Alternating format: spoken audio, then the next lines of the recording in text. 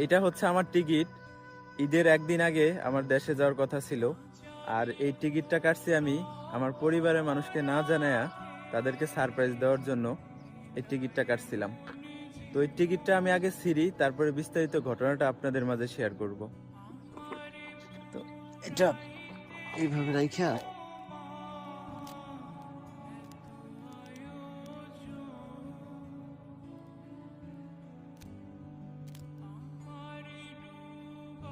এই টিকিটটা ছিলাম কিসের জন্য জানেন? 55 ডিগ্রি তাপমাত্রা সহ্য না করতে পারিয়া আমার মা রে বলছিলাম, মা আমার তো এখানে অনেক কষ্ট হয়, তো আমি এইখানে থাকবো না, দেশে চলে যাব। তো এই কথাটা যখন আমার মাকে আমি বলছি, তখন উনি আমারে বুঝাইলো যে অল্প কয়েকদিন হয়েছে গেছোস, এখনো তো দেনা মেনা শোধ হয় নাই, তো দেনা মেনা শোধ দে, তারপরে দেশে চলে আসিস, সমস্যা নেই।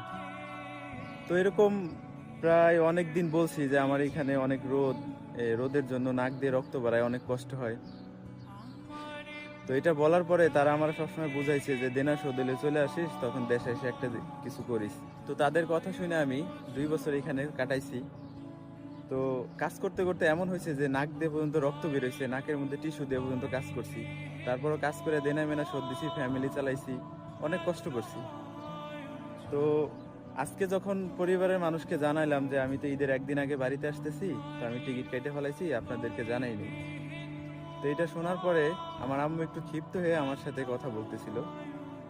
তো কয়েক কথা বলার পরে উনি ফোন কাইটা দিছে, ফোন কাইটা দিয়ে উনি বলতেছে যে আমি যদি দেশে যাই তাহলে সে নাকি বিষ খেয়ে মরে যাবো। এই কথাটা আমার কানে শুনি নাই আমি, এটা আমারে বলছে হচ্ছে আমার পাশের বাড়ির এক ভাই, যে তুই বাড়িতে আসতেছস, তুই বাড়িতে আসলে তোর আম্মু নাকি বিষ খেয়ে মরে যাবো। তো এই কথাটা শোনার পরে এতটা কষ্ট লাগছে, মানে ভাষায় প্রকাশ করার মতো না। যেই ছেলেটা একবেলা যদি বাড়ির বাইরে থাকতো, মা যদি মুখ না দেখতে পারতো, পুরা পাগল হয়ে যেত, সেই ছেলেটা 2 বছর এই প্রবাসের মাটিতে কুত্তার মতো নিজের জীবন যাপন করছি। আমি যে জুতাটা পরে আছি, জুতাটা কিন্তু এখনো ছিঁড়া। ছিঁড়া জুতা পরে মনে করেন যে ডিউটি করছি, বাড়িতে টাকা পাঠাইছি, 1 টাকা খরচ করি নাই, শুধুমাত্র পরিবারের মুখে হাসি ফোটানোর জন্য। আর এখন বাড়ি যাওয়ার উদ্দেশ্য নিছি, বাড়ির থেকে যখন বলে যে তুই যদি বাড়িতে আসোস তাহলে আমি বিষ খেয়ে মরে যাবো, মা যদি এই কথা বলে, একটা ছেলের জন্য কতটুকু কষ্টজনক হইতে পারে বিষয়টা। আমিও বলে দিছি যে আমি যদি এই প্রবাসের মাটিতে মারাও যাই, আমার লাশটা যেন বাড়িতে না যায়। তো ভাবতেছি যে রাস্তার পাশে যেহেতু দাঁড়াই আছি, তো এখান দিয়ে গাড়ি যায়, এই যে দেখেন এটা হচ্ছে রাস্তা, তো এখান দিয়ে অনেক স্পিডে গাড়ি যায়, এখানে যে দাঁড়াবো, গাড়ি একটা আইসা মনে করেন রাস্তা